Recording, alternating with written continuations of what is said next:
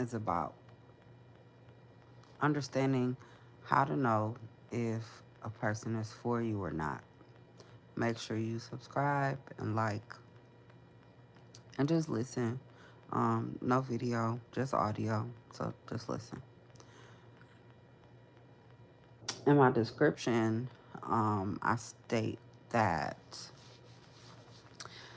basically as soon as I know or as soon as I don't feel right about what's going on, as soon as they make me feel away, as soon as I feel like the ick or don't like how I feel with the person or I don't like how I feel behind certain things that they say or how they say certain things or how they do certain things or whatever.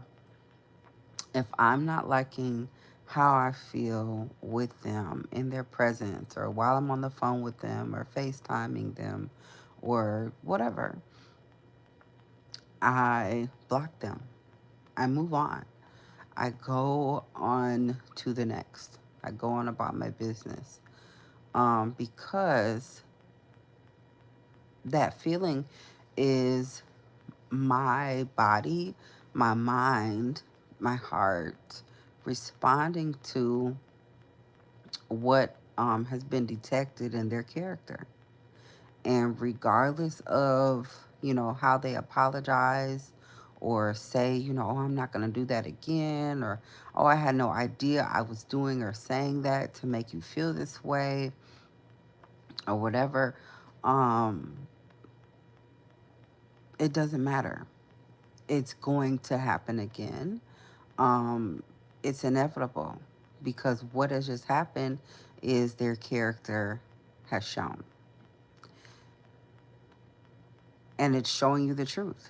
It's showing you who you're really dealing with and what that means for you. Your body, your mind is showing you how it's gonna respond to this person.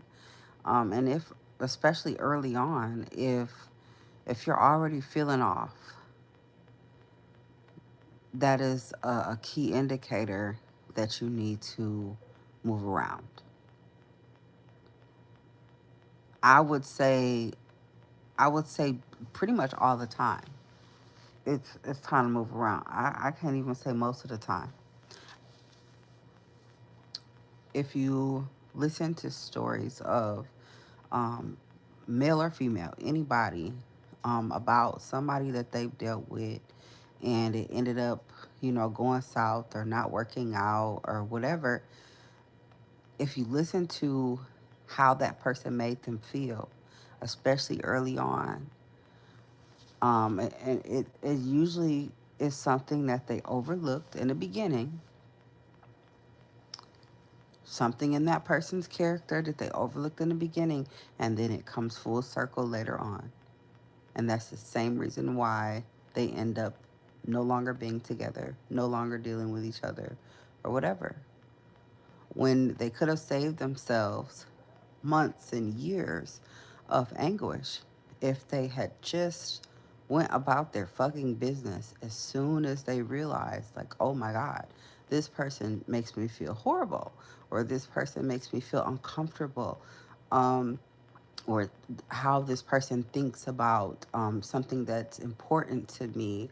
It makes me feel bad or not valued, or they're belittling me, or they're condescending, or whatever it is that's negative that you're feeling.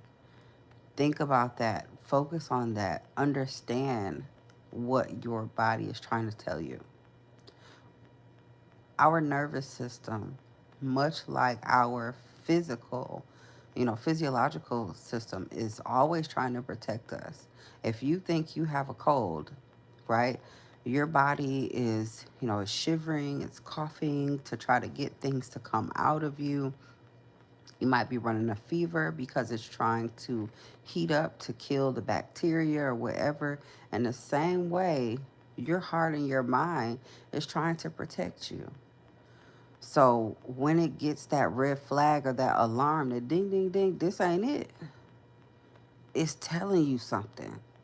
And so often, because we are tired of being alone, or afraid of being alone, haven't figured out ourselves, and don't know how to spend time by ourselves, we always are looking for someone else to fill that void so that we don't have to be alone, instead of figuring out how to be alone, how to enjoy that. Okay, and it becomes deafening, and all we hear is, if I get away from this person, if I lose this person, if I block this person, then now I'm going to be alone again. But if you found, solitude, and if you found peace in solitude, it's not hard for you to be like, yeah, this is not it. That's really what a person should be competing with, is your solitude, your ability to love on and be with yourself. Because if you can't do that, then yeah, every single time that you feel weird about something, or it doesn't make sense to you, or whatever, you're going to keep holding on. You're going to, you know, bulldoze through those feelings and tell yourself that it's okay, when whole time that person's character has just shown you the glowing red flags. And it could be something slight. It could be you're a cat person and they show you that they hate cats. Like, but again, that person does not align with you. Their characteristics and yours do not align. And sometimes it could be heavy, like their political beliefs and views, or like, they might believe that women should not have certain choices, right? It could be something huge or it could be something small. Either way, it's letting you know that your characters don't align. And if you override that, it's like trying to put a square peg in a round hole, or a triangle hole, or whatever, that ain't a damn square. You're trying to make them fit somewhere that they shouldn't fit. Now, I know once you get in a relationship with someone, there's going to be disagreements. You're never going to always agree on everything, right? But normally, those disagreements that can be overlooked or don't really matter are small things. Like, you like your pancakes soft and they like theirs with the crispy edges, or you like uh, Diet Coke and they like regular Coke, simple, minimal things that don't have anything to do with your character. More so just, your preferences and things like that. You could have differences of opinion, but if the underlying things there match up, y'all are still in a good space.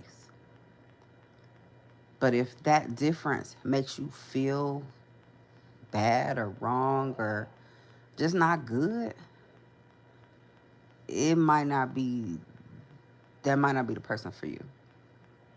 And this could be a person you've been with for years.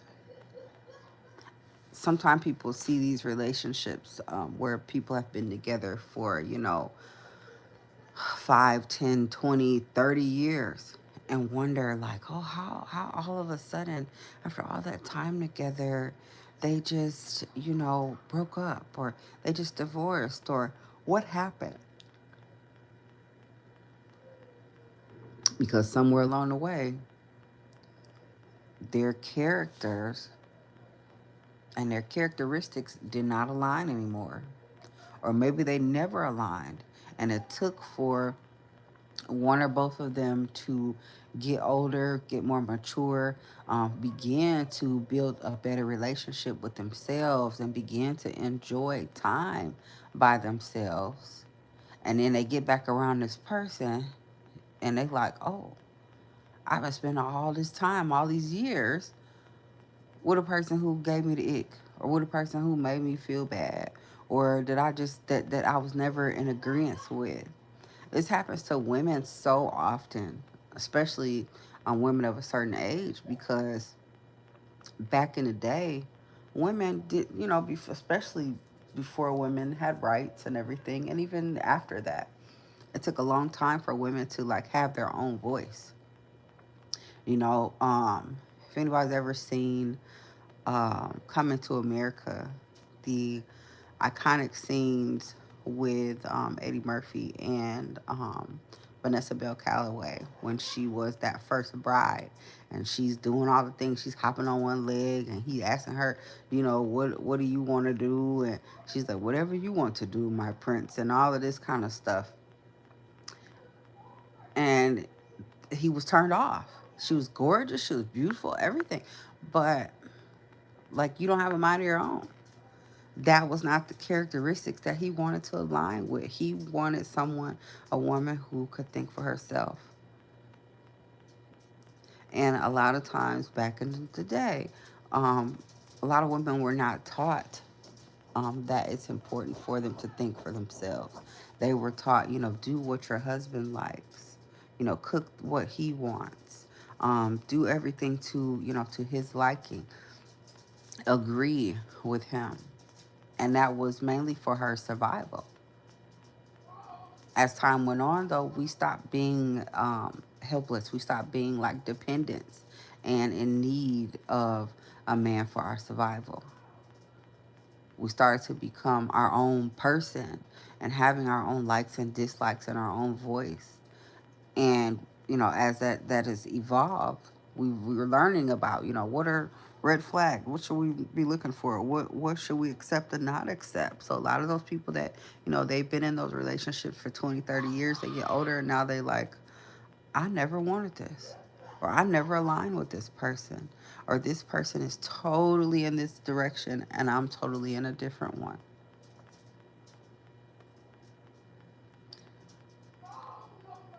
If you feel at peace and calm with a person. My daughter is like really tripping.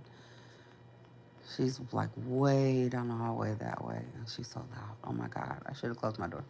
But anyway, if you are at peace with someone, if the conversation with them flows, if you have a disagreement about something, they believe this way or they think that, and you think a different way, and you are able to have a calm, peaceful discourse or conversation about it or discussion about it, and it doesn't become an argument or a debate. That's a beautiful thing.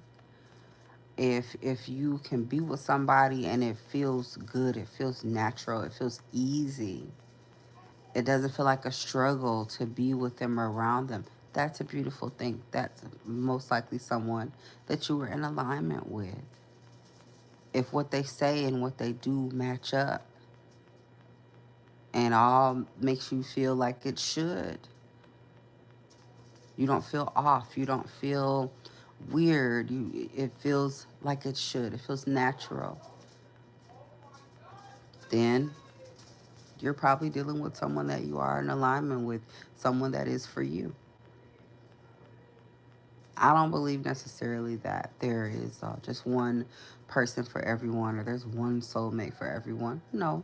But I do believe that it is really difficult for you to meet someone that checks the boxes that you need them to check as far as the type of person that they are, what they have going on with themselves and their lives, and, your likes and dislikes. But also for you to meet someone that aligns with you as far as character is concerned and how that makes you feel. If you are so lucky to find that, keep it. But if you meet someone and you don't find that, don't be scared to discard it because it's not worth keeping. Y'all have a wonderful, beautiful, blessed evening. If you are anywhere where the storm is happening or um, right now I'm in Dallas and there's like a sleet and ice storm. Please stay safe. Stay your tail in the house. If you don't have to go anywhere, it's not that serious, you know. Um, order it. I don't know. Figure something out. I hope everybody stay warm. Until next time, this has been Free Game. Peace out.